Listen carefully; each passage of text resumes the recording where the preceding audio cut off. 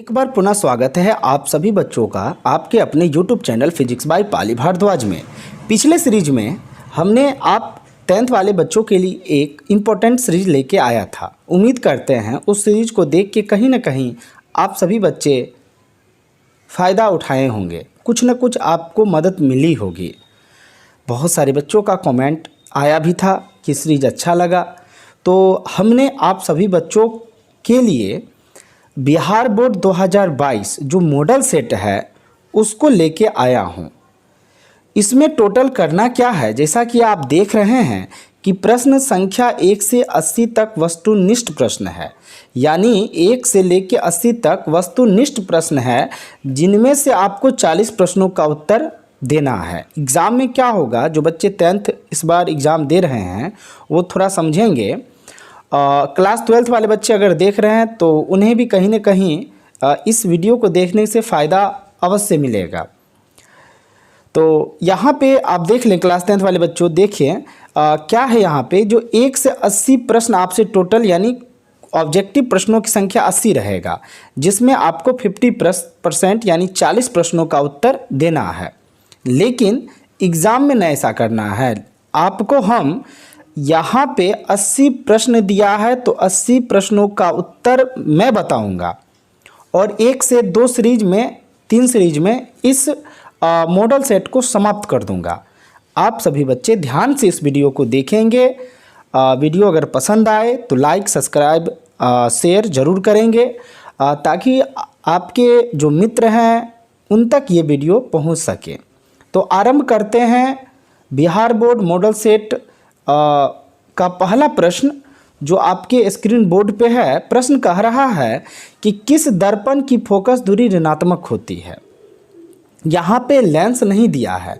प्रश्न को अगर एक बार पढ़ लेंगे ना तो आपकी प्रॉब्लम होगी नहीं। क्या कह रहा है, किस दर्पण की फोकस दूरी ऋणात्मक होती है, ये आपसे पूछ रहा है। और आपको पता है ना कि focal length is positive for a convex mirror and negative for concave mirror, यानी फोकल लेंथ जो होता है, फोकस दूरी जो होता है वो पॉजिटिव होता है किसके लिए, तो कॉन्वेक्स के लिए। कॉन्वेक्स के लिए क्या होता है, पॉजिटिव होता है, और निगेटिव जो होता है वो कॉनकेव के लिए होता है। कॉनकेव का मतलब यहाँ आप देख रहे हैं इंग्लिश में लिखा है, कॉनकेव का मतलब होता है अवतल और कॉन्वेक्स का मतलब होता है उत्तल। तो कॉनकेव इसका जो है राइट आंसर होगा, यानी क्वेश्चन नंबर 1 का जो सही उत्तर है वो हम जाएंगे किसके साथ, तो अवतल दर्पण के साथ। अवतल दर्पण जो है इसका सही उत्तर होगा क्वेश्चन नंबर 1 का। ठीक है, अब चलते हैं क्वेश्चन नंबर हम 2 की ओर। क्वेश्चन नंबर 2 कह रहा है कि फोकस दूरी F और वक्रता त्रिज्या R में क्या संबंध है, क्या रिलेशन है। तो आप पढ़े भी हैं कि F बराबर होता है R/2, याद है। तो ये इसका सही उत्तर होगा। F बराबर R नहीं होगा, F बराबर 2R देता है लेकिन ये नहीं होगा। यहाँ पे जो सही उत्तर होगा वो होगा F बराबर R/2, यानी फोकस मतलब वक्रता त्रिज्या जो होती है ना वो फोकस दूरी की आधी होती है, इसलिए आप ये आंसर जो है बिल्कुल सही होगा। वैसे एक बार देख लीजिएगा आप लोग।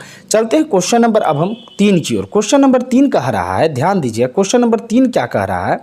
क्वेश्चन नंबर 3 कह रहा है आपसे कि सामान्य दृष्टि के लिए स्पष्ट दृष्टि की न्यूनतम दूरी है। सामान्य दृष्टि के लिए स्पष्ट दृष्टि की न्यूनतम दूरी है। आपको पता है कि समान दृष्टि के लिए स्पष्ट दृष्टि की जो न्यूनतम दूरी होती है वो कितना होता है, तो 25 सेंटीमीटर होता है। 25 मीटर नहीं होगा, 25 मिलीमीटर नहीं होगा, 25 सेंटीमीटर है। तो ऑप्शन बी जो है इसका सही उत्तर होगा।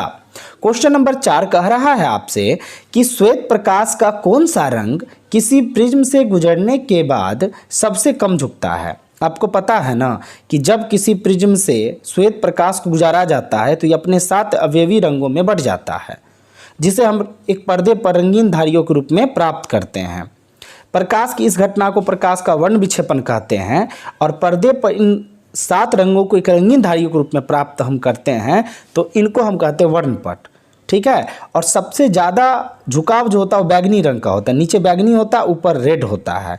तो यहाँ पे क्या पूछा है, 50 सबसे कम झुकता कौन है, तो लाल रंग जो है सबसे कम झुकता है। तो इसका सही उत्तर होगा लाल। कहीं लाल दिख रहा है, ऑप्शन सी। 4 नंबर का सही उत्तर ऑप्शन सी होगा। अब चलते हैं क्वेश्चन नंबर 5 की ओर। क्वेश्चन नंबर 5 कह रहा है कि मानव आँख की रेटिना द्वारा बनाई गई छवि होती है, यानी मानव आँख के द्वारा जो इमेज बनता है वो कैसा होता है ये पूछ रहा है। और आपको पता है कि मानव द्वारा जब भी कोई छवि बनता है उसकी आँख पे तो वो वास्तविक और उल्टा होता है। तो यहाँ ऑप्शन है क्या, आभासी सीधा है, आभासी उल्टा है, वास्तविक और उल्टा है। यस, ऑप्शन बी जो है इसका सही उत्तर होगा क्वेश्चन नंबर 5 का। देखिए जो भी प्रश्न आपको हम बता रहे हैं इसको आप समझ लें, और वीडियो को क्या होता है ना, आप लोग बढ़ा के देखते हैं तो इससे थोड़ा बचिए। बेहतर है कि उससे कि आप वीडियो ना देखें। अगर आपके पास समय है तो वीडियो को देखें, क्योंकि आपके लिए ही ना ये सब हो रहा है। जो भी हम काम कर रहे हैं सब तो आपके लिए कर रहे हैं। तो क्वेश्चन नंबर 6 क्या कह रहा है कि प्रकाश का रंग नीला प्रतीत होता है, क्यों? ऐसे तो ये 2 नंबर में ही पूछ देता है कि आकाश का रंग, प्रकाश नहीं, आकाश का रंग नीला प्रतीत होता है क्यों? तो सबसे पहले आप कलम कॉपी अगर पास में होगा तो लिखना आरंभ करें। क्या कह रहा है कि आकाश का रंग नीला प्रतीत होता है? एक बात ये प्रश्न है। तो आपको पता है कि सूर्य का प्रकाश जब वायुमंडल में प्रवेश करता है, क्या लिखेंगे? सूर्य का प्रकाश जब वायुमंडल में प्रवेश करता है तो वायुमंडल में उपस्थित जितने भी धूल कण हैं इसके कारण इसका अवशोषण होकर चारों दिशाओं में क्या करता है, बिखर जाता है। ठीक है, और यह बिखरा हुआ प्रकाश नीला व बैंगनी रंग का होता है। बिखरा हुआ प्रकाश किसका होता है? तो नीला और बैंगनी रंग का होता है।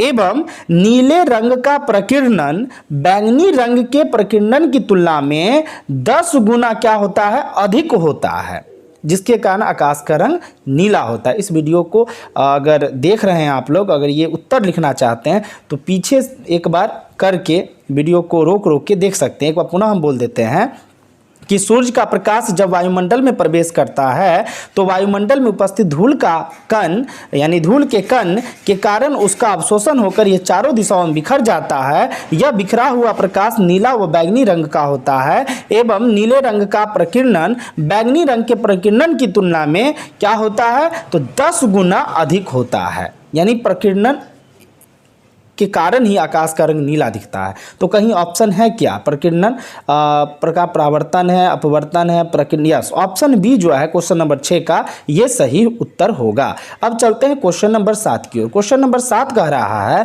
किस दर्पण से वस्तु का प्रतिबिंब बड़ा बनता है? किस दर्पण से वस्तु का प्रतिबिंब क्या होता है, बड़ा बनता है? तो आपको पता है ना कि अवतल दर्पण के द्वारा वस्तु का जो प्रतिबिंब होता है वो बड़ा होता है। अवतल कहीं नहीं है, नहीं। यस, ऑप्शन बी जो है ये बिल्कुल सही होगा क्वेश्चन नंबर 7 का। क्वेश्चन नंबर 8 की ओर चलते हैं। क्वेश्चन नंबर 8 कह रहा है कि निम्नलिखित में कौन सा लेंस निकट दृष्टि दोष को ठीक करने के लिए उपयोग किया जाता है? सबसे पहले ये प्रश्न काफ़ी इंपॉर्टेंट है। जो बच्चे इस वीडियो को देख रहे हैं आप सब दृष्टि दोष याद कर लेना। दीर्घ दृष्टि दोष याद कर लेना, निकट दृष्टि दोष याद कर लेना, जरा दृष्टि दोष याद कर लेना। ये सब निश्चित तौर पे पूछता है। तो निकट दृष्टि दोष क्या होता है? तो निकट की वस्तु दिखता है, दूर की वस्तु नहीं दिखता है। याद रहेगा? अरे जो दोष रहेगा ना वही चीज दिखेगा। निकट दृष्टि दोष में निकट की वस्तु दिखेगा और दूर की वस्तु नहीं दिखेगा। और दूर दृष्टि दोष में क्या होता है, तो दूर की वस्तु दिखेगा, निकट की वस्तु नहीं दिखेगा। और जरा दृष्टि में क्या होता है, न दूर की वस्तु दिखेगा, नजदीक की वस्तु दिखेगा। और अबिंदुकता में क्या होता है, एक साथ 2 रेखा आप नहीं देख सकते हैं। अगर ऊर्ध्व रेखा को देखते हैं तो क्षैतिज को नहीं, और क्षैतिज को देखते हैं तो ऊर्ध्व को नहीं। ये 4 डिफिनीशन आप याद रखिएगा। अगर कोई व्यक्ति को निकट दृष्टि दोष है तो उसको अवतल लेंस का चश्मा चाहिए। अगर दूर दृष्टि दोष है तो उत्तल लेंस का चश्मा चाहिए। अगर जरा दृष्टि दोष है तो बायोफोकल लेंस का चश्मा चाहिए, जिसको द्विफोक्सी लेंस भी कहते हैं।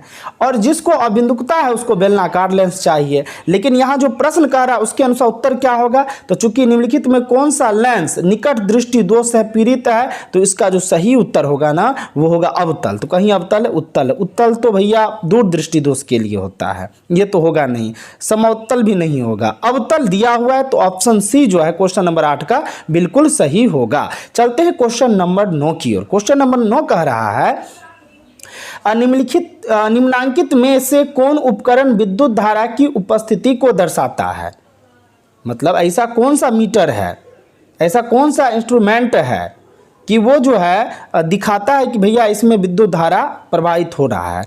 क्या वो गैल्वेनोमीटर है, क्या वो मोटर है, वोल्टमीटर है, जनरेटर, क्या ऐसा है? तो आपको पता है ना कि गैल्वेनोमीटर जो होता है यही एक ऐसा उपकरण है कि बताता है कि भैया इसमें क्या है, तो धारा की उपस्थिति है। तो क्वेश्चन नंबर 9 का जो सही उत्तर होगा वो जाएगा ऑप्शन ए की ओर। अब चलते हैं क्वेश्चन नंबर 10 की ओर। क्वेश्चन नंबर 10 कह रहा है कि दाएं हाथ के अंगूठे का नियम, दाएं हाथ का नियम नहीं, यहाँ कह रहा है दाएं हाथ के अंगूठा। गौर कीजिएगा, अंगूठे की बात यहाँ हो रही है कि नियम को किसने प्रतिपादित किया था, तो मैक्सवेल नामक वैज्ञानिक ने दाएं हाथ के अंगूठे का नियम दिया था। हाँ, अगर दाएं हाथ सीधा रहता तो आप फ्लेमिंग के पास जाते, लेकिन यहाँ अंगूठा है तो कहीं मैक्सवेल ऑप्शन है क्या? ऑस्टेड है, फ्लेमिंग है, चलो ये तो होगा नहीं, आइंस्टीन तो खैर होगा ही, यस मैक्सवेल है। तो ऑप्शन डी जो होगा क्वेश्चन नंबर 10 का सही उत्तर होगा। अब चलते हैं क्वेश्चन नंबर 11 की ओर। क्वेश्चन नंबर 11 कह रहा है कि विभवांतर का ऐसा ही मात्रक क्या होता है? विभव में अंतर विभवांतर या किसी टेस्ट चार्ज को एक बिंदु से दूसरे बिंदु तक लाने में जो कार्य करना पड़ता है वही कार्य क्या होता है, उन दोनों बिंदुओं के बीच विभवांतर कहते हैं, यानी भी बी माइनस भी ए बराबर डब्ल्यू बट्टा क्यू नॉट, ऐसा बताए थे ना। तो इसका आपका पूछ रहा है ऐसा ही मात्रक, और सिंपल बात है, इसका जो ऐसा ही मात्रक होता है विभवांतर का वो होता है वोल्ट। तो कहीं है वोल्ट, ऑप्शन ए बिल्कुल सही। ओम तो प्रतिरोध का होता है, एम्पियर विद्युत धारा का होता है, कूलम्ब आवेश का होता है। तो वोल्ट जो है इसका सही उत्तर होगा क्वेश्चन नंबर 11 का।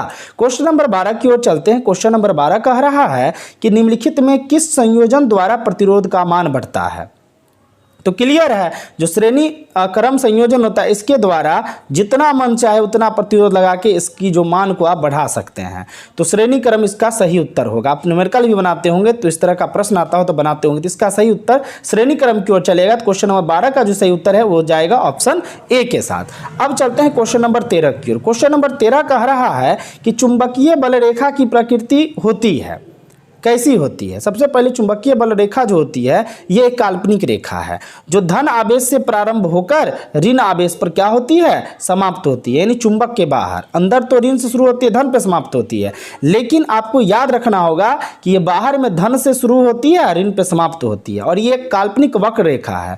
तो यहाँ पूछ क्या रहा है कि चुंबकीय बल रेखा की प्रकृति कैसी होती है? ऑप्शन काल्पनिक है, वास्तविक है, वास्तविक काल्पनिक दोनों इनमें से कोई नहीं। तो भैया अभी डिफिनीशन बताए थे ना कि काल्पनिक होती है। क्वेश्चन नंबर 13 का जो सही उत्तर होगा ना वो जाएगा ऑप्शन ए के साथ। अब चलते हैं क्वेश्चन नंबर 14 की ओर। क्वेश्चन नंबर 14 रटा रटाया प्रश्न पिछले क्लास में भी बताए थे और 12th वाला सीरीज में भी बताए थे। क्लास 12th वाले अगर बच्चे देख रहे हैं तो भाई इसका उत्तर क्या बताएंगे, हम ही बता देते हैं। प्रश्न कह रहा है 1 किलोवाट घंटा किसके बराबर होता है? 1 किलोवाट घंटा किसके बराबर होता है, ये प्रश्न आपसे कह रहा है। और आपको पता है 1 किलोवाट घंटा जो होता है किससे तुलना कर रहा है, जूल से तुलना यहाँ पे किया जा रहा है। तो आपको पता है कि इसका जो मान होता है 3.6 गुना 10 पे पावर 6 जूल के बराबर होता है। तो ऑप्शन कहीं है ऐसा, ये नहीं होगा, नहीं होगा। ऑप्शन 3.6 यस बिल्कुल, ये 14 नंबर का जो सही उत्तर होगा वो ऑप्शन सी के साथ हम लोग जाएंगे। अब चलते हैं क्वेश्चन नंबर 15 की ओर। 15 नंबर क्वेश्चन कह रहा है कि नवीकरणीय ऊर्जा का स्रोत है, यानी नवीकरणीय ऊर्जा जो होता है, रिन्यूएबल जिसको बोलते हैं एनर्जी, इसका मुख्य सोर्स क्या है अभी वर्तमान में? तो नाभिकीय ऊर्जा तो नहीं होता है, कोयले से प्राप्त ऊर्जा नाभिकीय ऊर्जा थोड़ी ना है। हाँ, सौर ऊर्जा, यस, ये देखते हैं आगे और क्या ऑप्शन है। प्राकृतिक गैस से प्राप्त ऊर्जा नहीं। इन चारों ऑप्शन में जो सही उत्तर हमको जो लग रहा है ना, अरे आपको भी लगेगा, ये सौर ऊर्जा ही है। सोलर एनर्जी जो है ना इसका सबसे राइट आंसर जाता है। अगर यहाँ हवा ऊर्जा होता तो उसके साथ हम जाते, लेकिन यहाँ सौर ऊर्जा है तो ये सही उत्तर होगा। अभी आप देखे होंगे सड़कों के बगल में एक सोलर प्लेट लगा दिया जाता है और धूप जब निकलती है तो वो क्या होता है, उससे बैटरी चार्ज होती है और शाम में फिर वो लाइट जलती है। देखे होंगे सड़क के किनारे मुखिया के द्वारा दिया जाता है, नगर पंचायत, वार्ड कमिश्नर, ये सब के द्वारा दिया जाता है वो लाइट। तो सही उत्तर जो होगा क्वेश्चन नंबर 15 का वो जाएगा ऑप्शन बी के साथ। अब चलते हैं क्वेश्चन नंबर 16 की ओर। क्वेश्चन नंबर 16 कह रहा है आपसे कि कौन सा लेंस अपसारी लेंस कहा जाता है, मतलब किस लेंस को अपसारी लेंस कहते हैं। ठीक है, अपसारी, तो इसका जो सही उत्तर होगा ना वो अवतल लेंस होगा। अवतल लेंस जो होता है नहीं अपसारी लेंस है। ठीक है, तो 16 का जो सही उत्तर होगा वो ऑप्शन ए के साथ जाएगा। ठीक है, अब चलते हैं क्वेश्चन नंबर हम लोग 17 की ओर। क्वेश्चन नंबर 17 कह रहा है कि प्रकाश का प्राथमिक वर्ण कौन है, मतलब which is the primary colour of light. एक सेकेंडरी होता है, एक प्राइमरी होता है। तो प्राइमरी में कौन कौन होता है? लाल होता है, फिर नीला होता है और हरा होता है, यही ना, ये तीनों होता है। चलो ऑप्शन में क्या इसमें पूछ रहा है, लाल दिया ये तो होगा ही, नीला भी दिया होगा ही, हरा। देखो इनमें से सभी उत्तर जो है ना हम जाएंगे डी के साथ, क्योंकि लाल हरा नीला जो होता है ये प्राथमिक रंग होता है। आप पढ़े हुए होंगे प्राथमिक रंग, द्वितीयक रंग, है ना। तो ऑप्शन डी जो है इसका सही उत्तर होगा। क्वेश्चन नंबर 18 की ओर चलते हैं। क्वेश्चन नंबर 18 कह रहा है कि निम्नलिखित में से कौन नेत्र का रंगीन भाग होता है? परिभाषा आप पढ़े हैं कि नेत्र के रंगीन भाग को परितारिका कहते हैं। क्या कहते हैं? परितारिका कहते हैं, पढ़े हैं ना हर्षिका, परितारिका कहते हैं। तो देखते ऑप्शन में है क्या? कॉर्निया नहीं, पुपिल नहीं, रेटिना तो होगा ही, आइरिस दिया है। देखो ये भी सही है, आइरिस जो है ना इसका सही उत्तर होगा। ठीक है, ऑप्शन डी जो है ना इसका सही उत्तर होगा। क्वेश्चन नंबर 18 का जो सही उत्तर होगा वो ऑप्शन डी के साथ हम लोग जाएंगे। अब चलते हैं क्वेश्चन नंबर 19 की ओर। क्वेश्चन नंबर 19 कह रहा है 1 HP बराबर होता है। HP अश्व शक्ति की बात कर रहा है। अब इसका जो सही उत्तर होगा, आप सभी बच्चे अगर वीडियो देख रहे हैं तो इसका सही उत्तर देंगे। क्वेश्चन नंबर 19 जो है आपका HW रहा। अब चलते हैं क्वेश्चन नंबर 20 की ओर। क्वेश्चन नंबर 20 कह रहा है कि विशालक शीशा होता है, यानी मैग्नीफाइंग ग्लास क्या होता है? तो आपको पता है मैग्नीफाइंग ग्लास जो प्रकॉल बॉक्स वगैरह में आप देखें, ज्योमेट्री बॉक्स में आपको देता है एक, जिससे आप लोग क्या करते हैं, सूर्य के प्रकाश की सहायता से नीचे कागज डाल देते हैं, ऊपर लेंस लगा के उसमें आग नहीं लगा देते हैं, यानी छोटी छोटी वस्तु को बड़ा देख लेते हैं। अरे हर प्रैक्टिकल ये क्या बोलते हैं ज्योमेट्रिकल बॉक्स में वो देता है। एक इस तरह से देखेंगे सिंबल, इस तरह का नहीं बना होता है, देखते होंगे ग्लास। तो इसकी बात कर रहा है, क्या होता है ये, मतलब कौन चीज़ का ये बना होता है, आपसे ये पूछ रहा है। तो इसका तो उत्तर जानते, उत्तल लेंस उसमें लगी होती है। तो ऑप्शन उत्तल कहीं है, अवतल है, अवतल दर्पण है, लेंस ही होगा, उत्तल लेंस दिया है। तो क्वेश्चन नंबर 20 का जो सही उत्तर होगा वो ऑप्शन बी के साथ हम लोग जाएंगे। अब चलते हैं क्वेश्चन नंबर 21 की ओर। क्वेश्चन नंबर 21 कह रहा है जब किसी चालक तार से विद्युत धारा प्रवाहित होती है तो गतिशील कौन होता है? तो आपको इसका डिफिनीशन एक और बताई थी, इलेक्ट्रॉन के बहने की दर को विद्युत धारा कहते हैं। इलेक्ट्रॉन के बहने की दर को क्या कहते हैं? विद्युत धारा कहते हैं। तो यहाँ प्रश्न क्या कर रहा है, जब किसी चालक तार से विद्युत धारा प्रवाहित होती है तो गतिशील कण क्या होता है? परमाणु तो नहीं होगा, आयन नहीं होगा, प्रोटॉन नहीं होगा, हाँ इलेक्ट्रॉन दिया है और आपको पता है कि इलेक्ट्रॉन के बहने की दर को विद्युत धारा कहते हैं। तो 21 का जो सही उत्तर होगा ऑप्शन डी के साथ हम लोग जाएंगे। अब चलते हैं क्वेश्चन नंबर 22 की ओर। क्वेश्चन नंबर 22 कह रहा है कि एम्पियर घंटा मात्रक है। एम्पियर घंटा किसका मात्रक है, आपसे ये पूछ रहा है। तो आपको पता है कि एम्पियर घंटा जो होता है ना, ये मात्रक जो होता है, इसका मात्रक एम्पियर घंटा शक्ति का होता है क्या आवेश का होता है, क्या आगे देखते हैं ऑप्शन ऑर्जा का होता है, इनमें से कोई नहीं। तो ये भी आपका HW प्रश्न रहा। क्वेश्चन नंबर 22 भी बहुत आसान प्रश्न है भाई, बहुत आसान प्रश्न है। और एक चीज़ हम आपको बता देते हैं, 1 एम्पियर घंटा जो होता है ना, 1 एम्पियर घंटा जो होता है ना, वो 3600 कूलाम के बराबर होता है। इतना बात आपको हम बता दिए हैं, किसका होता है? 3600 कूलाम के बराबर होता है। तो क्वेश्चन नंबर 22 का जो सही उत्तर होगा आप देंगे। क्वेश्चन नंबर 19 और 22 आपका HW प्रश्न रहा। अब चलते हैं क्वेश्चन नंबर 23 की ओर। क्वेश्चन नंबर 23 कह रहा है कि निम्नलिखित में कौन सा मात्रक वाट के बराबर होता है? कौन सा मात्रक वाट के बराबर होता है, ये आपसे प्रश्न कह रहा है। और आपको पता है कि कार्य बराबर होता है वाट के बराबर, यानी जूल प्रति सेकंड होता है, ऐसा होता है। क्वेश्चन नंबर 23 वाट के बराबर जूल प्रति सेकंड। वैसे आप लोग इसका उत्तर एक बार देख लेंगे, ऑप्शन इसे देखते हैं, जूल प्रति सेकंड है क्या? ऑप्शन ये तो दिया है, लेकिन ये आपका HW प्रश्न है, एक बार इसको देख लेना, ठीक है। बहुत आसान प्रश्न है लेकिन फिर भी देख लेना, कंफ्यूज हम करना नहीं चाहते हैं। क्वेश्चन नंबर 23 भी आपका HW प्रश्न है। अब चलते हैं क्वेश्चन नंबर 24 की ओर। क्वेश्चन नंबर 24 कह रहा है कि विद्युत धारा मात्रक है, यानी विद्युत धारा का मात्रक क्या? अभी जस्ट बताए थे ना कि विद्युत धारा का मात्रक एम्पियर होता है। तो क्वेश्चन नंबर 24 का ऑप्शन ए जो है बिल्कुल सही होगा। अब चलते हैं क्वेश्चन नंबर 25 की ओर।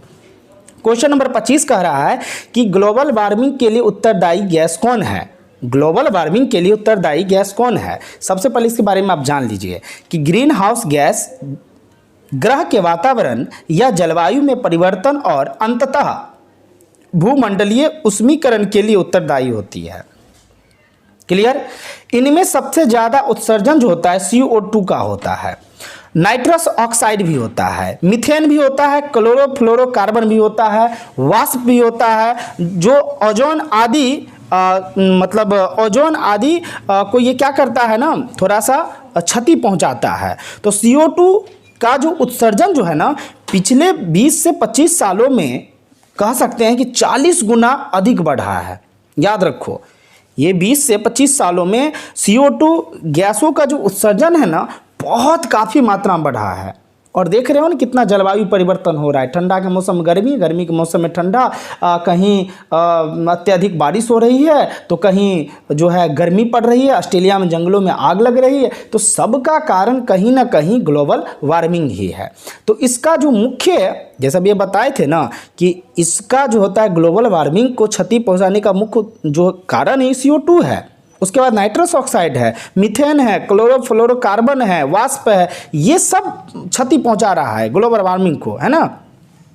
तो यहाँ जो पूछ रहा है प्रश्न में कि ग्लोबल वार्मिंग के लिए उत्तरदायी गैस कौन है, क्या O2 है, NH3 है, CO2, N2 है। अब इनमें से आपको क्या लग रहा है? मैंने इतना बात आपको बता दिया। अगर आप बच्चे इस मेरी बात को सुने होंगे तो इसका उत्तर आप देंगे। तो क्वेश्चन नंबर 25 का जो सही उत्तर है, हम इंतजार करेंगे, आप कमेंट सेक्शन में जाके इसका उत्तर देंगे प्लीज़।